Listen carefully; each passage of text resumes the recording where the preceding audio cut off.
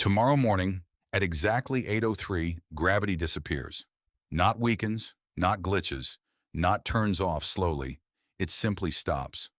For the first half second, nobody understands what happened. A coffee cup lifts from a desk. A phone rises out of someone's hand. A sleeping child floats 1 inch above the bed, then 2 inches, then three.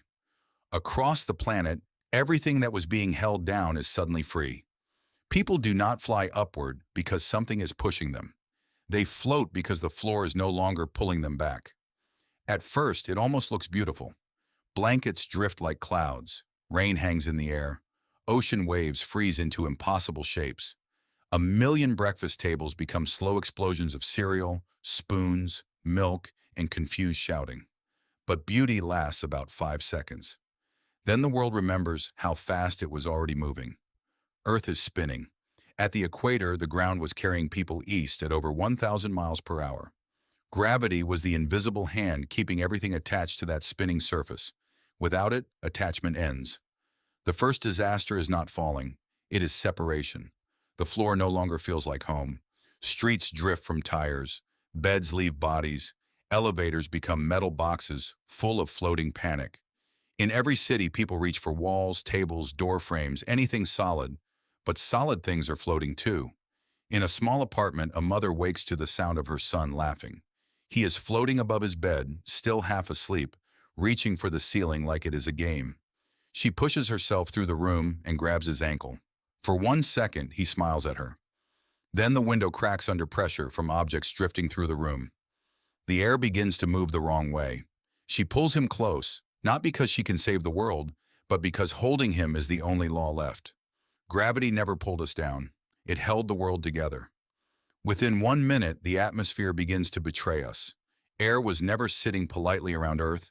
Gravity was holding it there. Without gravity, the atmosphere starts expanding outward into space. Not instantly gone, not all at once, but escaping. Every breath becomes part of a countdown. At sea level, people can still breathe, for now. But the pressure begins to fall. Ears pop. Lungs strain. Birds flap uselessly in air that is becoming thinner by the second.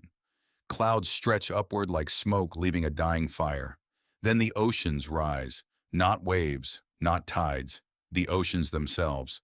The Atlantic lifts. The Pacific lifts. Every lake, river, and puddle becomes a floating body of water. For a moment, coastlines disappear under curtains of liquid glass. Then the water breaks apart into billions of spheres. Some are the size of raindrops. Some are the size of buildings. Cities near the ocean are swallowed by floating walls of water that do not crash down. They drift through streets. They carry cars, trees, houses, and people inside them like memories trapped in glass. And still, the planet keeps spinning. Gravity was not only holding people to Earth, it was helping Earth hold itself together. Mountains, oceans, atmosphere, buildings, the molten interior, all of it existed in a forced agreement. Now that agreement is broken, rock that was compressed for billions of years begins to relax. The planet starts shedding itself. A pilot over the Pacific sees the horizon tilt in a way no training manual has ever described. The altimeter keeps changing, but altitude no longer means anything. Passengers float against their seatbelts, silent now, watching phones and shoes drift through the cabin. The pilot reaches for the radio and says the same word twice. Mayday. Then he stops because there is no runway to return to. There is no down. We built every machine assuming the universe would keep one promise. Things stay down. Satellites keep moving. The moon keeps moving. Earth keeps moving. But orbits are no longer orbits. An orbit is falling forever and missing the ground. Without gravity, nothing falls. The moon stops being Earth's companion and becomes a pale stone traveling in a straight line through space. Earth no longer curves around the sun. It escapes the path it was following and moves forward into darkness. And if gravity disappears everywhere, the sun begins to come apart too. Not like an explosion. Like a held breath finally released. Fusion stutters. The pressure at its core loses the weight that shaped it. 8 minutes later, sunlight from the old sun still reaches Earth. People floating above cities see one last normal morning. Blue sky, golden light, almost peace. That is the cruelest part. The world still looks familiar while it is already gone. On the International Space Station, an astronaut watches Earth change shape beneath her. At first she thinks the instruments are wrong. Then she sees the atmosphere widening, oceans lifting, continents wrapped in silver mist. She presses her hand to the window. For her entire life, Earth had looked like the safest thing in existence. Now it looks fragile enough to lose. She whispers the name of her daughter because there is nobody else to call. This is the point of no return. No government announcement can reach everyone. No rescue plan can be built. No border matters. No money matters. Cities become drifting clouds of glass, metal, water, and human breath. The atmosphere thins until sound itself begins to die. Sirens fade. Voices shrink.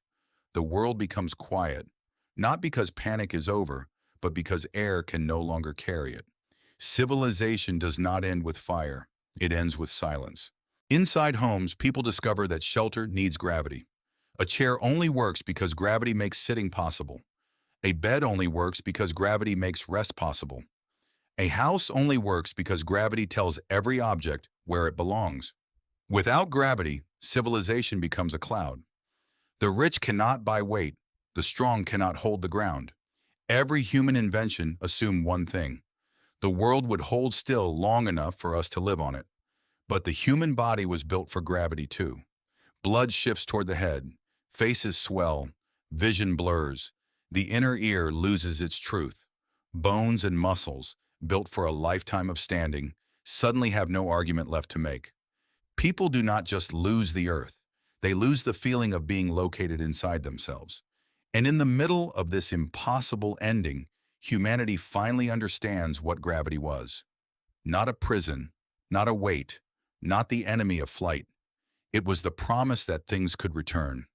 A dropped key, a thrown ball, rain coming back to soil, a child jumping into a parent's arms, feet meeting the road again after every step. We thought gravity was the force that kept us from the sky, but it was the force that gave us a world to stand on.